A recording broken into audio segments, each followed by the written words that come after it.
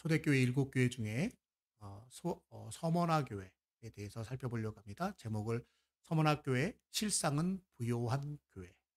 그러니까 실상은 부유하다는 얘기는 전제가 현재 보이는 모습으로는 부유하지 않다라는 얘기겠죠.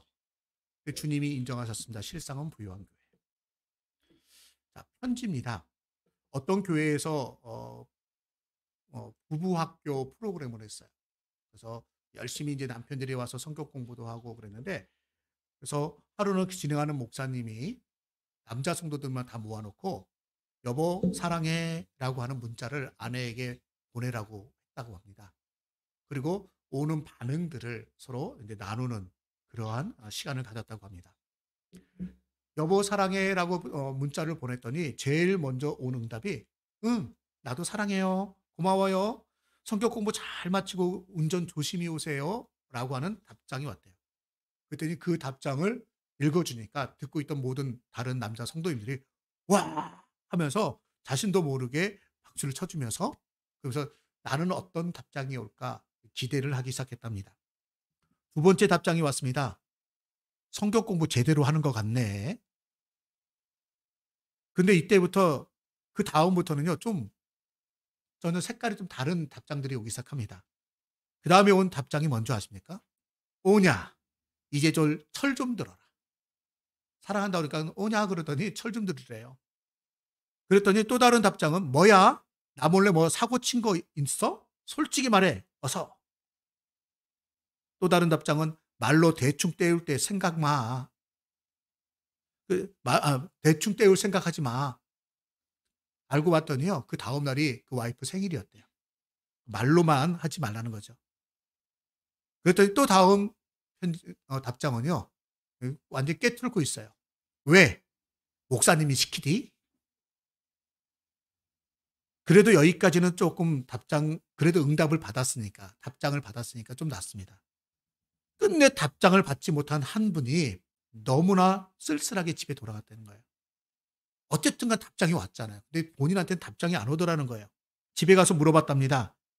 내가 사랑한다고 보냈는데 왜 답장을 안 해? 그랬더니 심드렁하게 아내가 대답하더랍니다. 아, 그거 당신이 보낸 거야? 나 스팸인 줄 알았는데. 여러분, 이 사실이 사실 웃픈 이야기라고 하죠. 근데 실제적으로 있는 이야기들이에요. 상황들이. 근데 여기서 우리가 한 가지 발견할 수 있는 게 있죠. 문자를 보낸 사람과 문자를 받은 사람, 편지를 보낸 사람과 편지를 받은 사람, 두 사람 간의 관계를 좀 알 수 있겠죠. 서로가 진짜 사랑하는 관계인지, 관계가 좀 소원한 관계인지, 아니면 한 사람이 말만 하고 행동을 안 지키는 사람인지, 뭐 이런 거. 어? 자기의 입으로는 말 한마디도 못하고 누가 시키면 억지로 하는 사람인지 아는 거예요. 근데 이 사람은 자기가 뭔가 잘못했을 때만 뭐 좋아해요, 사랑해요, 뭐 하면서 좋은 립 서비스만 하는 사람. 근데 어떤 사람은 아예 그럴 리가 없어라고 부정하는 사람도 있더라는 거예요. 자, 지금 우리가 보고 있는 요한계시록의 2장의 말씀들은 주님께서 소아시아 지역에 있는 7교회들에게 주는 편지입니다. 자, 편지의 내용에 여보, 내가 당신을 사랑해라고 하는 것처럼 사랑과 정성과 그런 마음들이 가득 담겨서 보내졌을 거예요. 근데 그것을 어떻게 받아들이느냐? 그것은 참 그 받아들이는 대상의 마음의 상태에 따라서 전혀 다르겠죠. 그렇죠? 오늘 말씀을 통해서 우리는 그 부분을 한번 살펴보려고 합니다. 오늘 서머나 교회에 보낸 편지를 보면 현재 그 교회가 처한 상황과 그 교회를 향한 하나님의 마음을 알 수 있고요. 그리고 그 마음에 대하여 우리가 어떻게 반응해야 할 것인가에 대해서 확실한 도전을 줍니다. 사람이나 어떤 대상을 외모, 즉 보이는 것으로만 판단할 수는 없습니다. 보이는 것과는 전혀 다른 경우가 있기 때문입니다. 외모가 화려해 보인다고 그 사람의 속사람까지 화려한 게 아니고요. 외모가 멋있다고 그 사람이 정말 말 한마디 성품 하나가 다 멋있는 게 아닙니다. 명품으로 치장했다고 그 사람이 정말 부유한 사람이냐? 꼭 그렇지 않을 수도 있다는 겁니다. 반대로 좀 누추하게 입고 있다 할지라도 그 사람이 부유한 자일 수도 있다라는 겁니다. 오늘 본문에서 주님은 말씀하셨어요. 내가 환난과 궁핍을 알거니와 실상은 부유한 자라. 내가 너 궁핍을 알아. 너 가난한 거 알아. 너 누가 봐도 객관적으로 가난해. 궁핍해. 너 고난당하고 있어. 힘없어. 그런데 실상은 너는 부유한 자야. 라고 주님이 서문학교회를 인정하면서 편지를 쓰고 있다라는 거예요. 이 주님이 서문학교회에게 대체 어떤 마음으로 편지를 썼을까요? 어쩌면은 말씀을 시작하기 전에 우리가 한번 감정이입을 좀 해볼 수도 있을 거예요. 지금 내가 서문학교회가 환난이나 궁핍을 당하고 있다고 하는데 내가 좀 힘들고 어려운 일이 있는가? 내가 좀 내가 생각하기에 경제적으로나 아니면 육체적 건강으로나 어떤 여러 가지 마음적으로 궁핍한 사람, 힘든 사람, 좀 내가 풍성해서 여유가 있는 게 아니라 마음의 여유도 없고 물질의 여유도 좀 없고 그런 분들이 혹여나 있으십니까? 그렇다면 이 말씀을 통해서 주님이 어떤 말씀을 주시는지 그리고 우리가 어떻게 해야 되는지를 한번 살펴보았으면 합니다. 서문학교에 말씀하시는 주님은 편지마다 항상 공통된 어떤 순서가 있어요. 나는 누구누구다라고 하면서 그 교회의 적절한 주님의 모습을 소개를 해줘요. 그리고 칭찬해주고 책망해줘요. 그리고 경고와 약속을 합니다. 근데 오늘 서문학교회는요, 책망이 없어요. 칭찬만 받는 교회입니다. 근데 그 교회가 지금 힘들고 어려운데 그 교회에 주님이 나를 누구라라고 표현하냐면 서문학교회 사자에게 편지하라 처음이요 마지막이요 죽었다가 살아나신 이가 이르시되 라고 말합니다. 죽었다가 살아나신 분 1세기 당시 이 당시 서문학교회는요 엄청난 핍박을 받고 있던 상황입니다. 그런 핍박을 받고 있던 교회예요. 그 교회에 무언가 주님이 위로를 주고 싶은데 위로를 줄 수 있는 가장 큰 말이 무엇이었겠는가라는 거예요. 고난을 당한다라고 할 때 고난 중에 최악의 고난이라고 말한다면 그것은 죽는 걸 거예요. 죽는 걸 겁니다. 근데 예수님이 말씀하셨어요. 나는 죽었다가 다시 살아났다. 나는 죽었다가 다시 살아난 존재다. 그건 죽음이 끝이 아니야. 라는 걸 알려주는 거죠. 사람들은 죽음이 끝이라고 생각합니다. 죽음이 끝이에요. 그러나 죽음이 끝이 아니에요. 죽음 이후에 나는 다시 살아난 존재야. 이 땅에서 삶이 끝이라고 생각을 해요. 그러나 이 땅에서의 삶이 끝이 아니라 이 땅 이후에 영원한 삶이 있어 라고 주님은 말씀하는 거예요. 나는 그러면서 처음이요 마지막이다. 알파와 오메가다. 처음이요 마지막이다. 요한계시록을 보면요. 주님이 계속해서 나는 알파와 오메가다. 처음이요 마지막이다라는 말씀 계속해서 반복하십니다. 지금 역사의 현장 속에 너희들이 한 순간에 들어가 있는데 그 순간이 전부가 아니야. 그건 아주 짧은 시간일 뿐이야. 나는 태초부터 그리고 새 말까지 처음에 천지를 창조했던 그 처음 하늘과 땅부터 새 하늘과 새 땅까지 나는 전체를 주관하는 알파와 오메가라고 말씀하시는 겁니다. 다시 말해서 너희의 삶의 순간은 지금 이 순간이 전부가 아니라 이후에 영원한 또 다른 시간들이 존재하고 있는데 그 시간의 주인이 나다라는 거예요. 그 시간에는 나는 죽은 자가 아니라 살아있는 존재다. 지금 너희들이 지금 고통당하고 있지, 고난당하고 있지, 힘들지, 어렵지, 걱정하지 마. 끝이 아니야. 다시 내가 살아나는 것처럼 너희들이 회복되어지고 새 생명을 누리며 영원한 나의 나라에서 나와 함께 안식할 거야. 라는 소망의 말씀으로 주님이 당신을 소개하고 있는 겁니다. 우리가 믿는 예수님은요, 십자가에 달리신 예수님이 맞아요. 근데 지금도 십자가에 달려있는 예수님이 아니라 십자가에서 내려오신 예수님이십니다. 그래서 다른 종교와 비교하기는 좀 뭐하지만 다른 종파와 비교하기 뭐하지만 카톨릭하고 기독교를 비교할 때 조금 우스갯소리로 비교하는 게 있죠. 카톨릭은 성당 안에 십자가에 예수님이 달려있는 모습을 이렇게 해놔요. 근데 개신교의 십자가는요 비어 있어요. 그래서 뭐라고요? 반 농담으로 하는 겁니다. 저기는 십자가에 달려있는 예수님만 보고 있는데 우리는 그 죽음의 권세를 이기시고 부활하신 예수님을 바라보는 거야. 그래서 예수님이 달려있지 않는 빈 십자가만 보는 거야. 그래서 우리의 신앙을 고백하는 거예요. 우리는 십자가를 보는 게 아니에요. 고난을 보는 게 아니고 고통을 보는 게 아니라 그 고난과 고통을 우리 대신 짊어지시고 그 고난과 고통에서 승리하신 주님을 믿는다. 믿음의 상징입니다. 그러니까 십자가가 중요한 게 아니라 십자가에서 부활하신 주님이 중요한 거예요. 주님이 그 얘기를 하시는 겁니다. 나는 죽었다가 다시 살아난 존재다. 이 말 한마디로 너 내가 누군지 알아? 나는 죽었다 다시 살아난 존재야. 라는 말 한마디로 서문학교의 식구들은요. 성도님들은 편지를 받고 첫 마디에 어쩌면 눈물이 글썽했는지도 모릅니다. 우리가 믿는 하나님은 참으로 귀한 하나님이십니다. 죽음의 권세를 이기신 하나님입니다. 이 서문학교회가 환란을 내가 환란과 나는 내 환란과 궁핍을 알거니와라고 할 때 어쩌면 눈물이 한 번 더 핑 돌았을 거예요. 주님은 죽었다가 다시 살아나신 분이야. 맞아. 우리가 믿는 하나님이 그런 하나님이시지 하고 있는데 그분이 말씀한 거예요. 내가 너희의 지금 환란 당하는 거, 궁핍한 거 내가 다 안다. 라고 할 때 누구와 함께 털어놓기 힘든 내 마음이 있잖아요. 내가 정말 힘들고 어려운데 와서 누가 말해줘요.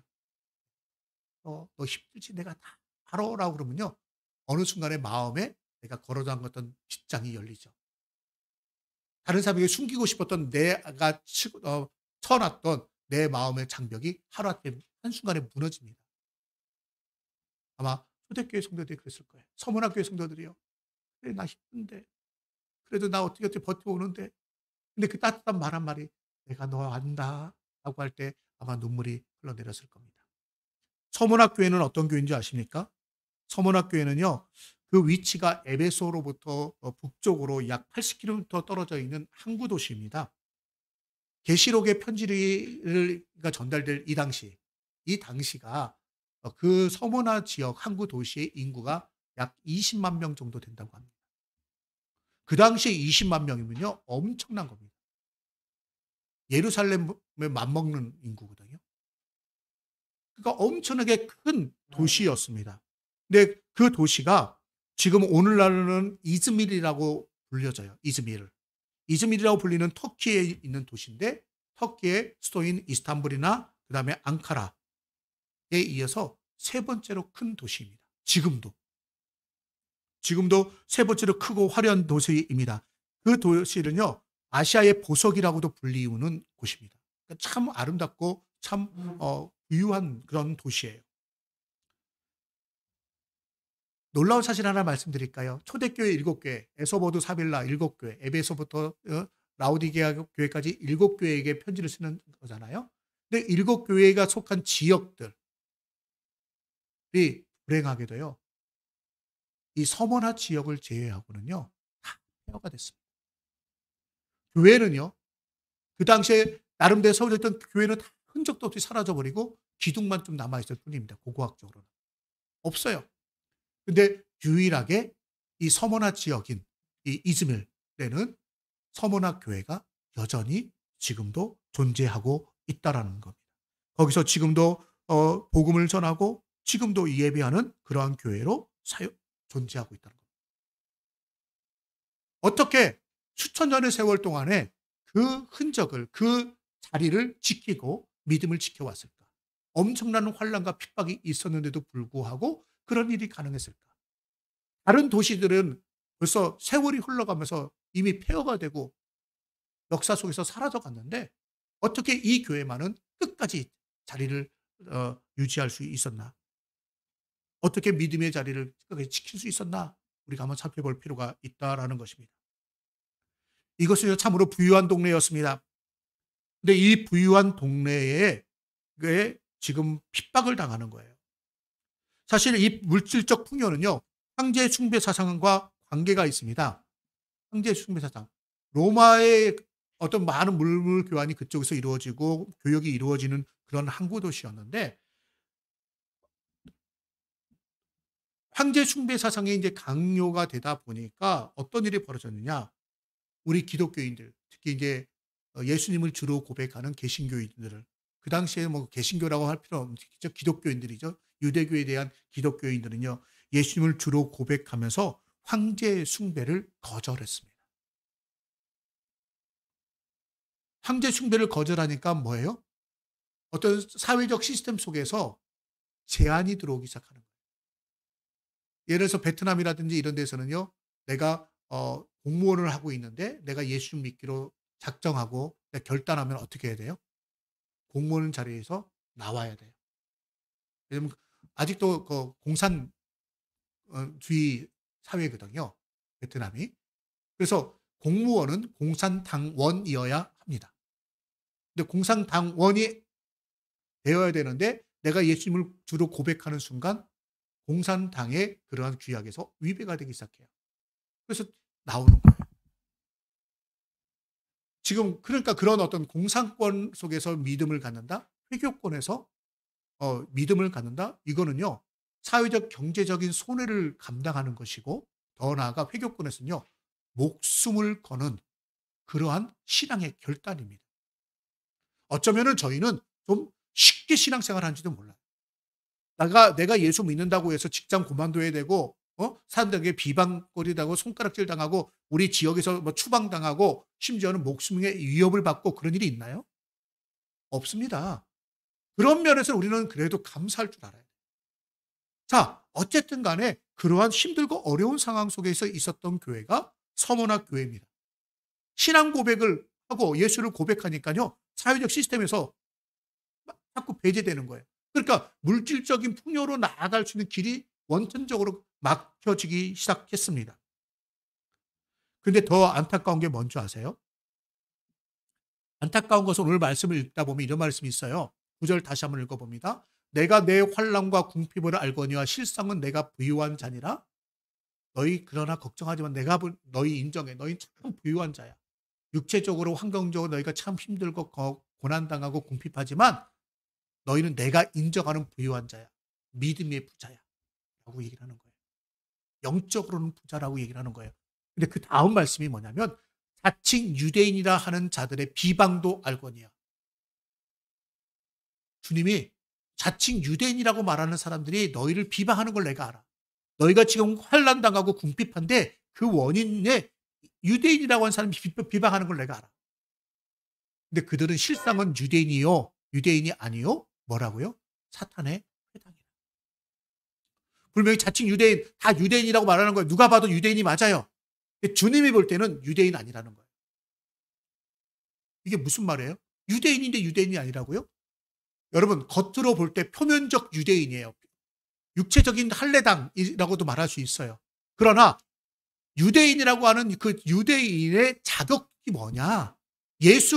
우리 주 하나님을 고백하는 사람, 그리고 야훼 하나님만 믿고 따르는 사람들, 그 사람들이 유대인이거든요. 그들이 유대인인 거예요. 그들이. 그리고 주님을 인정해야 되는 거예요. 그래서 주님이 그들은 자칭 유대인이라고 혈통적으로 유대인이고 내 아버지가 유대인이고 할아버지가 유대인이니까 우리 조상이 유대인이니까 나도 유대인이야 라고 말하지만 실제적으로는 그들은 유대인이 아니야. 왜? 왜 그러냐는 거예요. 그들이 너희를 비방하잖아. 그럼 그들이 나를 비방했다고 무조건 유대인이 아닌가요? 아니요. 역사적으로 어떤 일이 벌어지냐면 지금 로마 황제를 숭배해야 되는 그런 일들이 강요가 됐다고 했잖아요. 그런데 그때 이 로마가 세운 정책 중에 하나 팍스 로마라거든요. 로마 안에 평화가 이루기 위해서 서로가 이제 포용하는 거예요, 자꾸. 인정해주고 받아주고 인정해주고 그러면서 다른 종교도 인정해주는 그러한 어떤 정책을 펴고 있었는데 이때 유대교인들이 거기에 타협을 하기 시작해요. 로마 정책에 타협을 하기 시작하면서 그러면서 로마로부터 팍스 로마니까 그러면 나도 너희들을 인정해줄게 하면서 뭘 했냐면 그러면 다른 우상을 숭배하는 또 다른 많은 것에 대해서 제사 드리고 하는 거나 이런 것에 내가 너무 과하게 하지 않을 테니까 너희 제사 드릴 거 해. 그러면서 그냥 유야무야 그냥 이렇게 섞여가고 있었던 시대예요. 그런데 기독교인들만은 단호했어요. 아닙니다. 그거는 아닙니다. 내 신앙의 색깔을 분명히 했던 겁니다. 그랬더니 유대인들이 일체 제사의 의무를 면제받고 나름대로 혜택을 받고 있었는데 결이 같은 기독교인들 똑같이 야훼 하나님을 섬기기도 하거든요. 그들이 너무 색깔 있게 아니요라고 단호하게 하니까 로마 당국에서 볼 때는 유대인이나 기독교인이나 다 똑같은 사람들이에요. 똑같이 하나님, 야훼 하나님을 믿는다고 생각하는 사람들이에요. 그러니까 기독교인들 때문에 유대인들이 자기들도 피해를 입는 건 아닐까라는 생각을 하게 된 겁니다. 그래서 어떻게 해요? 우리 쟤네들하고 달라요. 얼핏 보기에 우리랑 똑같은 것 같잖아요. 쟤네 우리랑 달라요. 달라요. 달라요 하면서 단점을 자꾸 부각시키기 시작하는 겁니다. 예수를 믿는다고 하는데 예수요. 우리 예수를 십자가에 처형했어요. 우리 유대교 정신에 맞지 않았어요. 하고 자꾸 거리를 두고 색깔을 달리 하기 시작하면서 기독교인들을 갖다 계속해서 비방하는 말을 하기 시작하는 겁니다. 그러니까 로마 당국에서 볼 때는 어? 너희랑 같은 물인 줄 알았더니 너희랑 다르다고? 우리랑 전혀 다른 거예요. 비방당하기 시작하는데 그러다 보니까 그러면서 뭐예요? 쟤네들은요. 황제 숭배를 황제에게 절하고 제사하는 걸 안 한대요. 그들이 가장 힘들어하는 부분을 건드리기 시작하는 겁니다. 로마 장국에서 딴 건 다 받아주는데 지금 황제 숭배, 지금 정책적으로 끌고 가는데 이거를 못하겠다고 그건 안 돼! 라고 하기 시작한 거죠. 그러다 보니까 더 큰 핍박이 교회로 집중되기 시작했던 겁니다.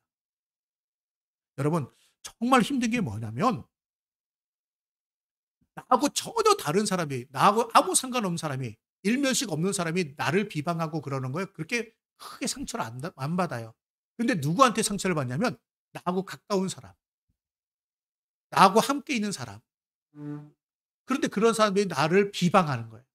나를 모함하는 거예요. 내 단점을 자꾸 들춰내는 거예요. 사람들 앞에 가서 자꾸 험담해요. 사실 그게 제일 힘들어요. 멀리 있는 사람이 나하고 등 돌리고 사는 거, 나 만나지도 않고 내 말 하지도 않고 나하고 어떤 관계도 갖지 않는 거, 그거는 별 의미가 없는데 가까운 사람이 하루아침에 갑자기 등을 딱 돌려요. 내 말을 잘 듣고 나와 함께 같은 길을 걸어가던 사람이 갑자기 다음날 나 너 몰라? 나 너 싫어? 라고 할 때 받는 충격들. 그것이 너무나 큰 거죠. 지금 기독교인들이 그런 상황이에요. 그렇게 당하고 있습니다. 여러분 혹시 우리의 삶 속에 그런 일들이 있나요? 가까운 사람들로부터 상처를 입고 가까운 사람 때문에 마음이 힘들고 가까운 사람이 나를 비방하고 가까운 사람이 내 험담을 하는 거 그런 경험들이 있으신가요? 여러분 서문학교에는요. 단순하게 말만 듣는 걸로 끝난 것이 아니라 그것으로 인해서 로마 당국으로부터 큰 핍박을 받고 있었습니다. 저와 여러분 중에 혹시 그런 마음이 그런 상황에 있는 분들이 있다면 오늘 말씀을 다시 한번 보기를 원합니다. 그럼에도 불구하고 우리가 해야 할 것은 뭐냐면 믿음의 부유한 자가 되어져서 주님으로부터 인정받는 자가 되어져야 한다라는 겁니다. 주님은 내 환난과 궁핍을 내가 안다. 유대인이라 하는 자들이 너희를 비방하는 것도 안다. 근데 너희는 실상은 내게 있어서는 가장 부유한 자야. 내가 너희를 인정해 주마. 저와 여러분이 주님 앞에 인정받기를 다시 한번 주님의 이름으로 축원합니다. 여러분 어쩌면 그들이 당하는 가난과 그들이 당하는 궁핍, 고난은요. 그들이 가지고 있는 흔적일 겁니다. 신앙의 흔적, 믿음의 흔적입니다. 저와 여러분도 우리의 믿음의 흔적을 갖기를 원하고 그 믿음의 흔적, 예수를 믿기 때문에 당하는 어려움 그것 때문에 주님 앞에 실상은 부유한 자라고 하는 인정받기를 다시 한번 더 축원합니다.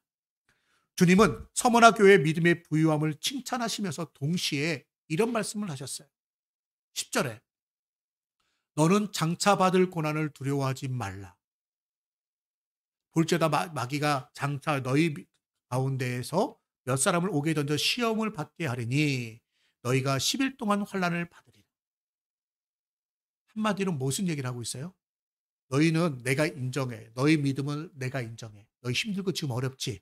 내가 너희 인정한다. 그러니까 이제 이후부터 내가 너희를 책임져 줄게. 내가 너희를 지켜줄게. 어떤 어려움이 와도 당하지 않도록 내가 방어선이 돼줄게. 내가 너희의 버팀목이 돼줄게. 이제 고생 끝! 이러면 얼마나 좋겠어요. 솔직히 그렇게 돼야 이게 좀 복음이잖아요. 복음. 기쁨 소식이잖아요. 그런데 주님이 뭐라고 말씀하시냐면 너 힘들지? 내가 너 안다? 나는 죽었다 다시 살아난 사람이야? 희망을 주는 듯 하더니 그런데 있잖아. 장차 고난을 받을 거야. 지금도 고난받고 있는데 또 계속해서 고난을 받는다는 거예요. 이게 무슨 날벼락 같은 소리입니까? 근데 주님이 말씀하시는 거예요. 믿음이 좋다고 해서 이 땅에서의 고난이 끝이 아니라는 거예요. 믿음이 좋아도 내가 예수를 잘 믿고 잘 섬기고 주님으로부터 인정을 받는다 할지라도 고난이 있다라는 거예요. 왜? 이 땅은 악한 마귀 사단이 역사하는 곳이에요. 가장 가깝다라고 생각되는 유대인들이 사실은 실상은 사탄의 회당이 돼가지고 더 괴롭히고 더 핍박하는데 앞장섰단 말이에요. 고난을 받는데 마귀가 장차, 아예 여기는 마귀라고 아예 딱 집었어요. 마귀가 너희를 몇 사람을 오게 던질 거야. 악한 마귀 사단이 계속해서 교회를 핍박할 거라는 겁니다. 우리가 이 땅에 살아있는 동안에, 우리가 이 땅에 있는 동안에 악한 마귀 사단이 마지막 때가 다 된 걸 알아요. 특히 지금은 더 그렇습니다. 말세지발이라고 하죠. 악한 마귀 사단이 자기 때가 얼마 남지 않은 걸 알고 돌아다니면서 우는 사자같이 돌아다니면서 산기차를 찾고 있다고 합니다. 그 먹잇감이 바로 우리인 거예요. 내가 예수 믿습니다라고 말하는 사람들이 그들의 먹잇감이에요. 마귀 사단이 우리를 넘어뜨리고 얼마나 우리를 공격해 온지 모릅니다. 때로는 달콤한 유혹을 주기도 합니다. 달콤한 유혹이 뭐예요? 꼭 교회 나가야만 돼? 안 나가도 되잖아. 지금 코로나 시기인데 집에서 예배 드려? 아니 꼭 그 주일마다 꼭 예배 드려야 돼? 한 달에 한 번 정도 쉴 수 있지? 좀 유혹이에요. 너 오늘 여기 안 가면 어디 가면은 오늘 사업하는 사람한테는 여기 가면 오늘 엄청나게 큰 계약을 할 수 있어. 가자. 유혹이에요. 자꾸 유혹을 줍니다. 결혼을 내가 사랑하는 자매가 있는데 그 자매가 오늘 나랑 그 데이트 가자고 여행 가자고 얘기를 해요. 그럼 그걸 갈 거냐 말 거냐 달콤한 유혹이 되는 거예요. 많은 유혹들이 있습니다. 단순하게 교회 출석에 대한 얘기뿐만 아니라 신앙생활 하는데도요. 내가 직장에서 회계 업무를 만져서 돈을 만져요. 쉽게 말하면 보고 있는데 눈먼 돈 같은 게 보이는 거예요. 이거는 어떻게 흘러간지 모르는데 아무도 잘 모를 것 같아요. 근데 그게 들어왔어요. 내가 이거 가져도 될까? 마귀가 속삭여요. 그거 가져도 괜찮아. 살짝. 유혹이에요. 달콤한 유혹들이 옵니다. 때로는요. 아니요. 유혹에 안 넘어가요. 아니야. 그래도 하나님의 말씀이 그게 아니야. 지켜야지. 그러면 반대로 핍박이 오기도 합니다. 오해가 오기도 합니다. 비방이 오기도 합니다. 과거에 내가 실수한 것들이 없을 수는 없잖아요. 그 실수한 것을 뻥튀기해서 지금의 엄청난 큰 문제처럼 이야기를 합니다. 뭔가 문제 터지면 바로 너 때문에 그런 거야 라고 하는 손가락질을 당하기도 합니다. 나는 전혀 잘못한 것이었고 내 실수가 아닌데 내가 한 것이 아닌데 나에게 모든 것이 덮어 씌워지는 상황도 있을 수 있습니다. 힘들죠. 악한 마귀 사단이요. 지금도 우리 가운데 역사한다는 거예요. 예수님을 잘 믿는다고 말하는 우리들 가운데 내가 예수님 잘 믿습니다 라고 하더라도 사단의 역사는 계속해서 있더라라는 겁니다. 이게 우리의 현실입니다. 주님이 모르시는 게 아니에요. 주님이 알고 계셔요. 그러면서 주시는 말씀이 있어요. 내가 죽도록 충성하라. 너희가 10일 동안 환난을 받으리라. 저는 이 말씀이요. 눈에 팍 들어오는 거예요. 며칠 동안 환난을 받는다고요? 10일이요. 10일이면 긴 기간입니까? 짧은 기간입니까? 뭐 1년 동안, 10년 동안, 100년 동안 뭐 이것도 아니에요. 10일 동안. 10일 동안이면 좀 참을만 하지 않아요? 10일만 견디면 끝나는 거 아니에요? 저희 이런 어려운 얘기할 때마다 하는 얘기 있잖아요. 군인들을 옛날에는 아무리 힘들어도 국방부 시계는 간다라는 얘기를 한다고 하잖아요. 아무리 힘들어도 끝나는 시간이 있다는 얘기예요. 제대하는 시간이 있어요. 힘들어도 그 시간만 지나면 나는 이제 자유인이야 하는 거죠. 고난 가운데 빠져있지만 10일만 지나면 끝이래. 여러분 어떤 고난을 당하고 힘든 일을 당할 때 그때 내가 힘들고 어려울 때 이것이 끝이 있느냐 없느냐는 굉장히 중요해요. 끝이 없다라고 말하면요. 아무리 작은 것이라도요. 너무너무 힘들어요. 근데 끝이 있다 그러면요. 그래. 한번 참고 보자. 참아보자. 라고 하는 마음이 드는 거죠. 어쩌면 너희가 10일 동안 환난을 받으리라 이 말씀은 그들에게 뭐예요? 소망의 말씀인 거예요. 너희 고난 받고 있지 알아. 근데 앞으로도 고난 받을 거야. 그런데 짧아. 조금만 참어. 내가 죽도록 충성하라. 정말 너 그거 너무너무 힘들어가 너가 죽고 싶은 마음이 들지도 몰라. 근데 그 죽고 싶은 마음이 들 때까지라도 그때까지도 충성하라. 죽도록이 뭐냐면 to the point of death예요. 그러니까 죽으려고 하는 그 순간까지도 충성하라는 얘기예요. 정말 죽고 싶은 마음이 들어요. 죽고 싶은 마음이. 나 더 이상 못하겠어. 포기하고 싶어. 그런데 그때까지도 충성하라는 거예요. 그리하면 내가 생명의 관을 내게 주리라. 이게 주님의 약속이에요.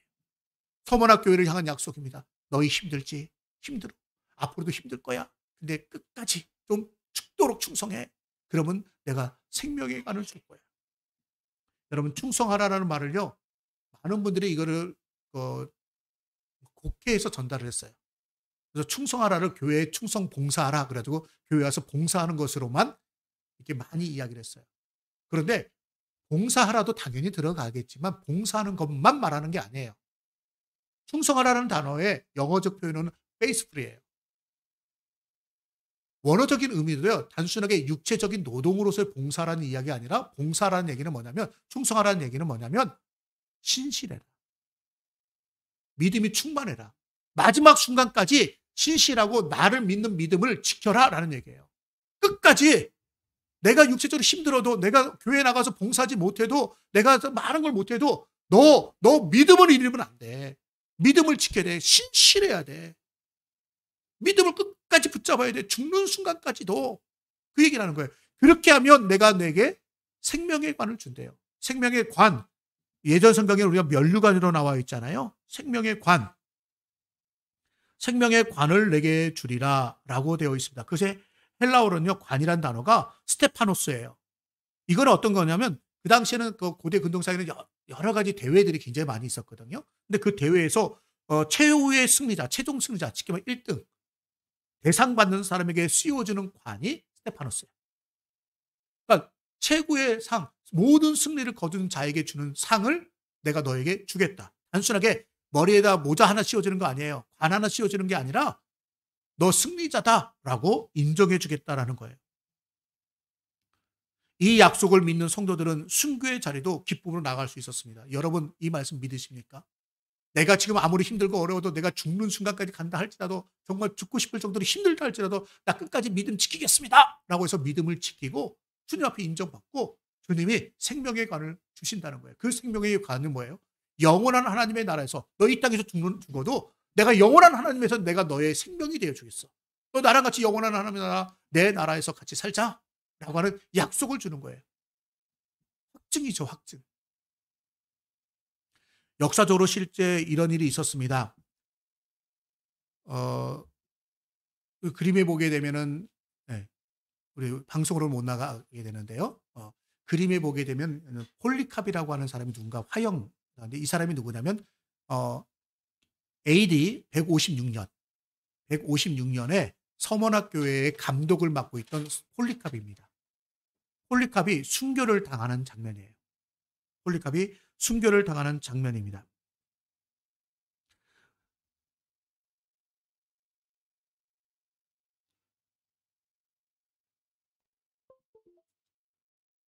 이 말씀을 읽어보게 되면요. 이 내용을 조금 살펴보면 이렇습니다. 서머나교회 영적 지도자였던 폴리캅이 로마 황제의 신상을 참배하기를 거절했습니다. 그랬더니 인근 지역에 있던 성도들 11명이 유대인들의 고발로 인해서 체포됩니다. 그렇죠? 유대인들이 자칭 유대인이 하는 자들 그들의 고발에 의해서 11명과 함께 체포가 됩니다.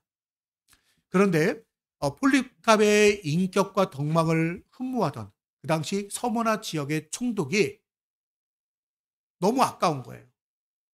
그래서 폴리캅을 어떻게든 살려주고 싶었어요. 그래서 예수를 욕하고 황제의 신상에 절하면 당장 풀어주겠다라고 이야기했습니다. 그랬더니 폴리캅이 이렇게 대답했습니다.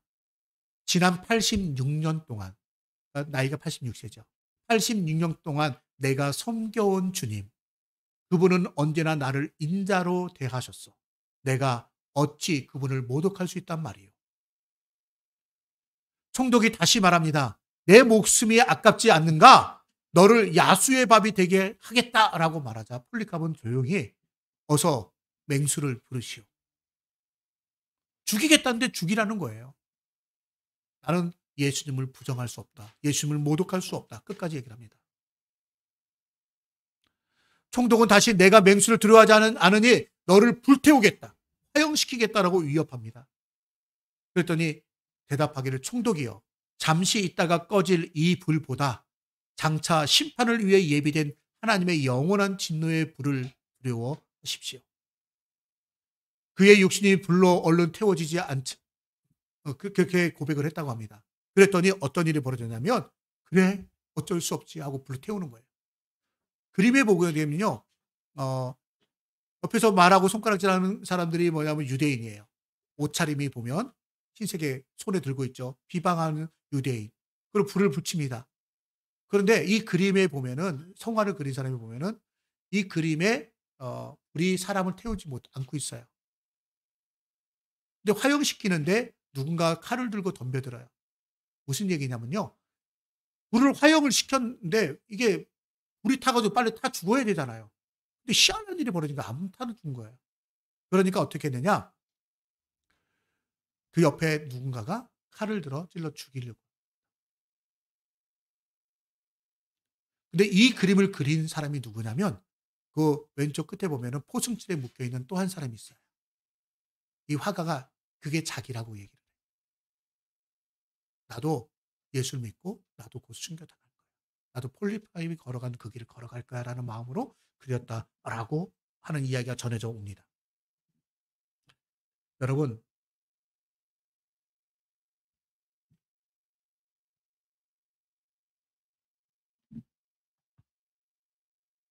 우리가 말씀을 다시 한번 잘 살펴볼 필요가 있습니다. 폴리캅은요. 끝까지 믿음을 지켜냈습니다. 어쩌면 사도 바울의 고백이 생각납니다. 디모데후서 4장 7절에 내가 선한 싸움을 싸우고 나의 달려갈 길을 마치고 믿음을 지켰으니 이제 후로는 나를 위하여 의의 멸관이 예비되었도다. 사도 바울은 그런 고백을 하거든요. 폴리캅은요.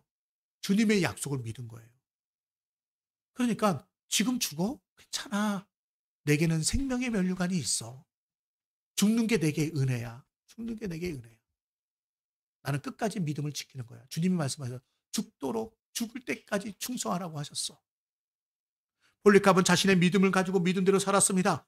그래서 그의 믿음의 유산을 따라서 서문학교는요. 그 길을 걸어갔어요. 결국은 서문학교는요. 다른 모든 교회들이 폐허화되고 역사 가운데 사라졌지만 지금까지도 우뚝 서 있는 교회가 되어질 수 있었다라는 것입니다. 여러분 힘들고 어려워요. 여러분 내가 힘들고 어려워도 내가 끝까지 믿음을 지키고 내 이 자리에 끝까지 서 있으면 모든 상황이 힘들고 어려운 때가 지나가고 나면 끝까지 우뚝 서 있는 존재는 나라는 거예요. 저와 여러분이 되는 겁니다. 믿음을 지키는 자는 이 땅에서뿐만 아니라 영원한 하나님의 나라에서 하나님이 인정하시기에 우뚝 서서 그리스도의 영광을 드러내며 내가 그리스도의 인으로서 믿는 사람으로서 살 수 있게 되어집니다. 나뿐만 아니라 나의 후대가 쓰러지지 않는 거예요. 폴리캅이 그렇게 순교의 길을 걸어갔습니다. 주님의 말씀을 따라 걸어갔습니다. 서문학교회가 쓰러지지 않고 지금까지 견뎌있는 것처럼 내가 믿음의 자리에 우뚝 서 있을 때 내 자녀들도 그 믿음을 보고 그 자리에 서 있는 거예요. 내가 부인하고 떠나는 것이 아니라 내가 흔들리는 것이 아니라 그래서 우리가 믿음의 모범을 따라가야 하는 겁니다. 이제 저는 말씀을 마치려고 합니다. 서문화교회는 그들이 받는 고난과 환란이 크다고 할지라도 그것을 잘 이겨냈습니다. 자신들의 믿음이 주님께 인정받고 고난은 지속될 것이지만 곧 끝날 것이며 끝까지 믿음을 지킨 신실한 자에게는 주님께서 생명의 면류관을 주심을 믿었기 때문입니다. 고난 앞에 머리 숙이고 환란이나 궁핍 앞에서 좌절하며 믿음을 떠나는 그런 사람들이 되는 것이 아니라 신앙의 절개를 지켰던 서문화교회 성도들처럼 충성을 다하며 둘째 사망인 지옥의 형벌을 당하지 않고 생명의 면류관을 상급으로 받는 복된 성도님들이 되시기를 주님의 이름으로 축원합니다. 주님은 약속하셨습니다. 이기는 자에게는 둘째 사망의 화를 당하지 아니하리라. 영원한 심판이 상관없는 하나님의 복된 하나님의 자녀들 되시기를 다시 한 번 더 축원합니다. 우리 찬양하겠습니다. 내 영혼이 은총 입어 우리 1절만 우리 찬양하신 후에 기도하도록 하겠습니다.